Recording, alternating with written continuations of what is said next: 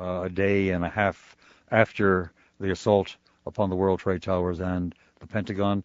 A conversation with Donald Kagan of Yale University and Frederick Kagan, his son, of the United States Military Academy, as they offer their recommendations for U.S. action. Gentlemen, good evening. Hello. Good evening, Milt. We are at our worst, and the Arabs are angriest at us and treat us the worst when they perceive us as being weak, lacking in will, and unable or unwilling to act.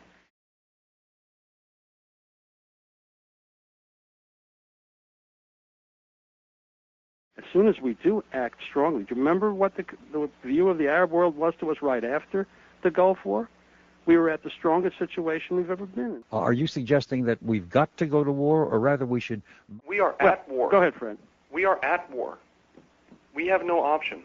I would like to see military operations commencing immediately. So long as we go chasing around the actual perpetrators, our job is going to be next to impossible. I didn't say that we know exactly who conducted this attack. What I pointed out is that there are a few groups out there that are dedicated to conducting exactly this sort of attack, and I said that we should attack those groups regardless of whether we know exactly which one specifically conducted this.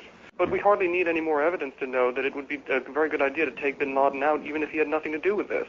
He's done enough already, is your point. Exactly. Who else is... And one key place is certainly the Palestinian Authority.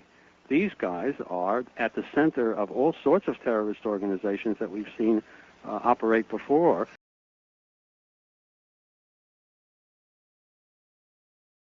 And we also know, furthermore, where they're located. We know that they have extensive bases in Palestine and Palestinian area. We have to take the war to these people. I think we should hit them immediately. There's How? no reason to wait. How? Air power? No, I would prefer to see ground forces go into Palestine and hunt out Hezbollah. I would like to see Delta Force raids. I would like to see the full panoply of covert operations. But I would also like to see American ground forces deployed into Palestine. To restore peace in that area. Now wait, I must ask you, Don, do you mean the Palestinian Authority, the PLO? Arafat. And Arafat, or do you mean Hamas and Hezbollah? No, I mean Arafat. We know he sponsors it. We know he supports it. Then our responsibility is to clean it out for him, including him, and placing a regime, or seeing to it that a regime replaces it, which can suppress terrorism. Well, now what does that mean, again, in terms of it means military action? Military force, absolutely.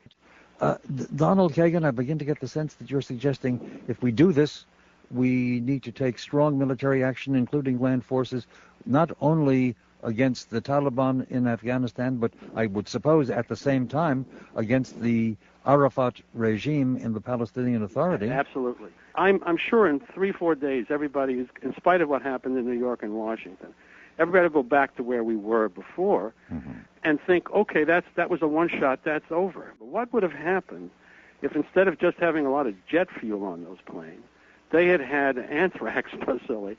Have you any clue what that would have been? Now, those are the options that are before us. People are capable of doing that.